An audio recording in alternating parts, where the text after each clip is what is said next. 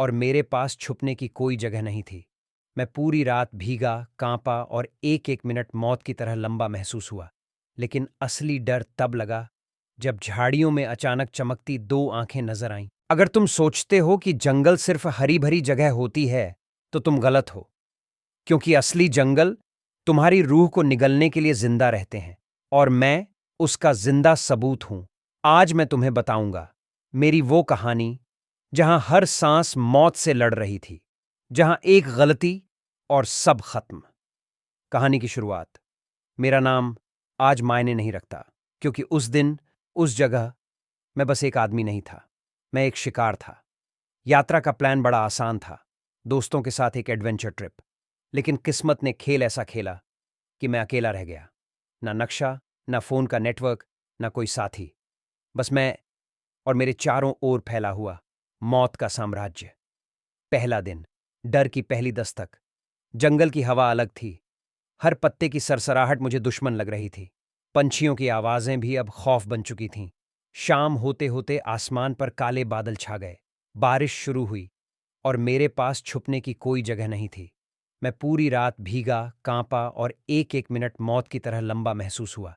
लेकिन असली डर तब लगा जब झाड़ियों में अचानक चमकती 2 आंखें नजर आईं। मैं जम गया, सांस रोक ली। दिल की धड़कन इतनी तेज थी कि मुझे लगा शायद वही मेरी मौत का कारण बनेगी। लेकिन वो आंखें धीरे धीरे गायब हो गईं। उस पल मैंने समझ लिया, ये जंगल मुझे हर कदम पर परखने वाला है। दूसरा दिन, भूख का जहर सुबह होते ही सबसे बड़ा सवाल था। पानी और खाना कहाँ से मिलेगा? प्यास ने गला सुखा दिया था। मुझे एक छोटी सी धारा दिखी।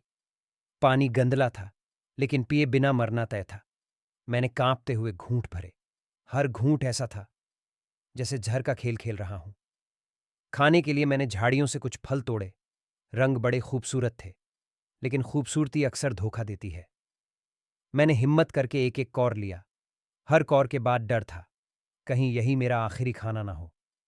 लेकिन किस्मत ने साथ दिया, मैं जिंदा रहा। तीसरा दिन, नींद और शिकारी जंगल में रात सबसे खतरनाक होती है। दिन में आवाजें सिर्फ डराती हैं, लेकिन रात में वही आवाजें जान ले लेती हैं। मैंने सोचा पेड़ पर चढ़कर सोऊं, लेकिन हर आवाज, हर दहाड़, हर गुर्राहट मेरी आंखों से नींद छीन लेती थी। नीचे अंधेरे में दोबारा वही चमकती आंखें दिखीं, इस बार और नजदीक। मुझे लगा अब सब खत्म। मैंने अपने हाथ में पड़ी लकड़ी कसकर पकड़ी।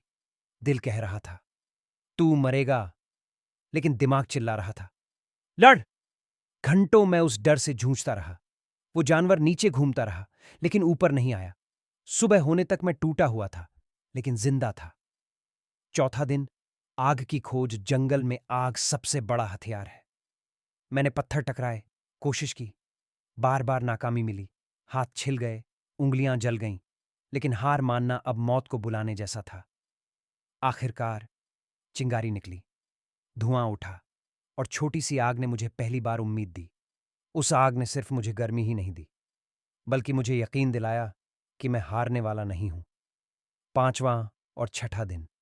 अकेलापन जंगल का सबसे बड़ा डर। जानवर नहीं होते, बल्कि खामोशी होती है। कई बार ऐसा लगता कोई पीछे है, कभी लगता कोई मेरे नाम से पुकार रहा है। मैं पागल हो रहा था। मैं खुद से बात करने लगा, कभी हंसता, कभी रोता। शायद इंसान अकेलेपन से सबसे जल्दी हारता है। लेकिन मैंने अपने मन को बार बार समझाया, ये जंगल तुझे तोड़ना चाहता है, लेकिन तू टूटेगा नहीं। सातवां दिन, उम्मीद की किरण। सातवें दिन मेरी आंखों ने कुछ देखा। दूर से धुआं उठ रहा था। क्या ये इंसान थे या कोई और धोखा? मैंने पूरी ताकत लगाकर दौड़ लगाई। हर कदम पर डर था, कहीं ये आखिरी कदम ना हो। पांव खून से भर गए, सांसें टूट रही थीं, लेकिन मैं भागता रहा। आखिरकार मैंने इंसानों की आवाज सुनी। लोग, मेरे जैसे इंसान। उन्होंने मुझे थामा। मैं गिर पड़ा, और उस पल मुझे लगा मैंने मौत को हराया है। अंत। सीखी हुई बातें। आज जब मैं पीछे मुड़कर देखता हूं, तो समझता हूं कि उस जंगल ने मुझे तोड़ा भी और नया बनाया भी। उसने मुझे सिखाया, डर कभी खत्म नहीं होता, लेकिन उसे हराना तुम्हारे हाथ में है। भूख, प्यास, दर्द सब सिर्फ शरीर को तोड़ते हैं, लेकिन सबसे बड़ी ताकत दिमाग और उम्मीद होती है। और हाँ, अगर तुम कभी अकेले जंगल में फंस जाओ तो याद रखना, एक सांस और, एक कदम और, यही तुम्हें जिंदा रखेगा।